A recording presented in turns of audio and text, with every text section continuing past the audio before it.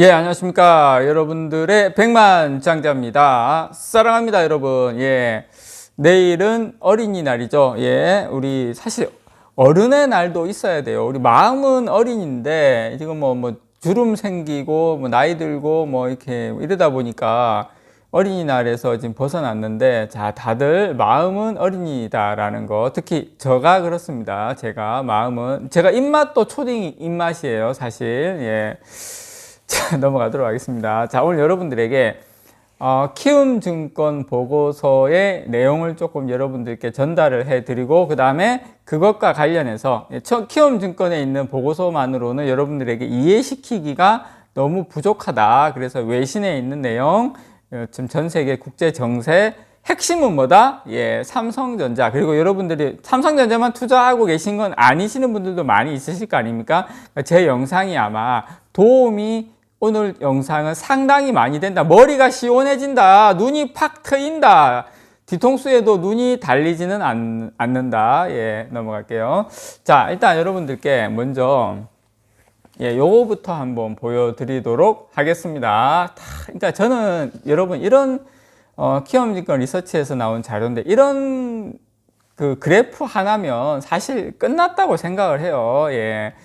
자, 여러분 이게 딱 보시면 일단 지난 10년간 지난 20년간 외국인들의 코스피 순매수 지분율하고 그다음에 순매수 규모 이게 조단위죠. 자, 보시면 여러분 이게 20년간 자료입니다. 20년간 자료. 자, 그렇다 치면 지금이 2008년 금융위기 아십니까? 여러분, 리먼 브러더스 사태 터지고 미국이 IMF 맞았는데 본인들이 기축통화국이다 보니까 그냥 일어났죠. 한 6개월 정도 9시 뉴스에 거의 한 10분에서 30분 정도 도배를 한 그때 그 시절입니다. 기억하실지는 모르겠지만, 백만장자님, 지금 2022년도 보니까 그 정도로 안 빠졌는데요. 요게 1월달 말 정도 되는 것 같아요. 지금 4월 말 이제 5월 지났으니까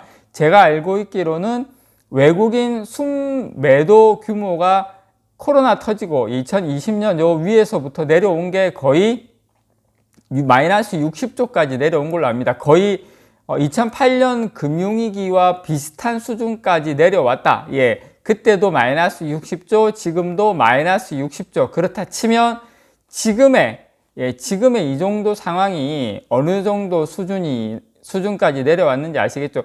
2021년 작년에 삼성전자 96,800원 최고점 찍고 했는데, 근데 여러분 보시면 그때 외국인들 전체적으로 그렇게 많이 샀던 게 아니다. 예. 그때 이제 급 반등이 왔지만 큰 추세는 이렇게 많이 팔았다. 그런데 만약에 외국인들이 본격적으로 I love Korea 하고 돌아오기 시작하면 여러분 그거는 어디까지 갈지 정말 상상하기 좋습니다. 자, 그래서 제가 지금 요 마이너스 60조까지 내려왔어요. 지금 기준으로 내려왔습니다. 참고로 삼성전자, SK하이닉스의 마이너스 35조 원, 전체 60조 가운데 반 이상 삼성전자, SK하이닉스 반도체에 집중적인 매도가 있었다라고 아시면 될 거고요. 그리고 코스피 지분율도 오른쪽이 지분율이고 왼쪽이 매도 금액입니다. 예, 그 그래프는 색깔은 그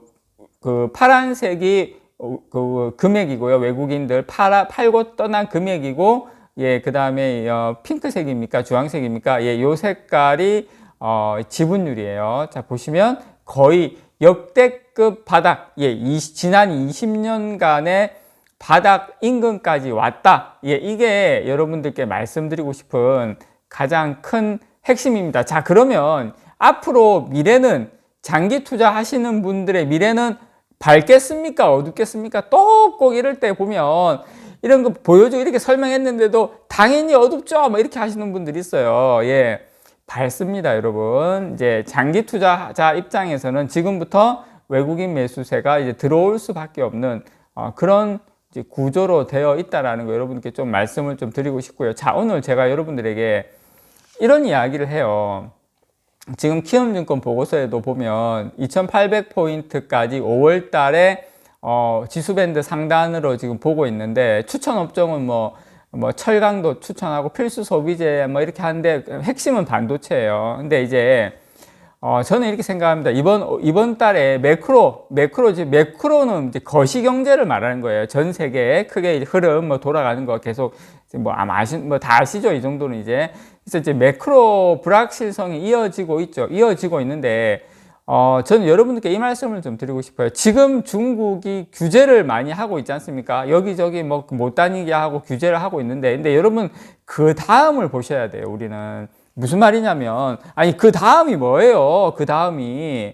그렇게 이야기할 수가 있는데, 자, 중국이, 경기 부양 엄청나게 할 겁니다, 여러분. 중국이 지금 코로나로 인해서 규제하고 이런 것을 또 국민들 지금 불만도 많이 있을 거 아닙니까? 이러면 이제 그걸 어느 정도 코로나가 잡혔다 싶으면 이제 풀면서 경기 부양도 같이 대대적으로 중국에서 풀 가능성이 상당히 높다라는 거 여러분께 좀 말씀을 좀 강력하게 제가 좀 말씀을 좀 드리고 싶습니다. 자, 이거는 이제 외신에 있는 뉴스를 제가 하나 가지고 왔는데요. 자, 지금 중국 정부에서 제가 요거는 얼마 전에 제가 소개해드린 C웹이라는 종목이 있어요. 레버리지. 중국 이제 그 ETF인데 그게 이제 중국 IT 기업들 알리바바, 텐센트 관련된 그 ETF입니다. 근데 그게 종목이 엄청나게 빠졌던 이유가 거의 18개월 동안 중국 정부에서 IT 산업 규제를 상당히 강화했어요. 그래서 주가가 충분히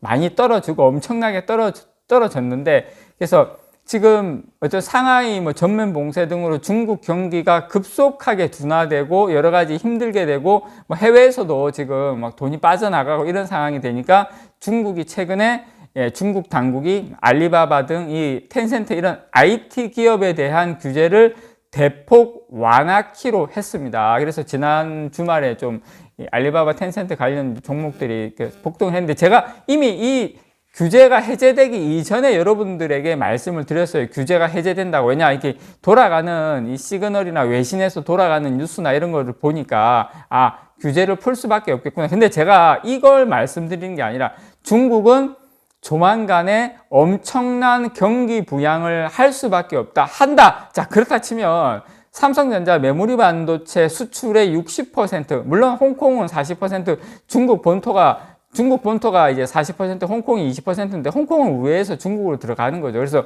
사실 우리는 중국이 본격적으로 부양책을 쓰면 사실 삼성전자와 SK하이닉스 메모리 반도체 실적이 상당히 좋습니다. 아니, 왜 그런 거예요? 중국이 전 세계 생산의 60%를 담당하고 있기 때문에 반도체도 똑같이 60%가 중국으로 수출이 되고 있습니다. 그래서 여러분들께 제가 말씀드리고 싶은 것은 그 다음을 보자. 중국, 지금 봉쇄하고 있는데 봉쇄 이후를 생각하자. 자, 우크라이나하고 러시아 전쟁을 하고 있는데 전쟁 이후를 생각을 하자. 그런 걸 생각을 하자는 겁니다. 제가 아까 보여드렸던 요 부분은, 여러분들께서, 지금의 위치가 외국인이 이제 앞으로 들어올 수밖에 없는 최악의 상황을 지나고 있구나. 자, 중국도 이제 경기 부양을 하겠구나. 전쟁도 연말 되면 끝나겠구나. 우리가 그런 거를 보면서 제가 여러분들께 투자를 하자. 그렇게 좀 강력하게 말씀을 좀 드리고 싶습니다. 지금 중국 상하이 종합주가지수 같은 경우에는 전고점 대비 약 한 20%, 홍콩의 항생지수는 30% 정도 폭락을 했어요. 어떻게 보면 중국 같은 경우에도 제가 또 저가 매수 기회다 이렇게 또 하면은 또 중국은 사는 게 아니다 이렇게 이야기하실 것 같은데, 어쨌든 간에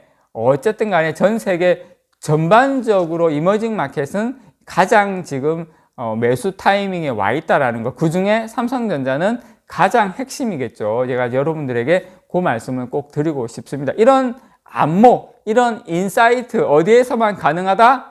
주식 백만장자였습니다. 사랑합니다, 여러분.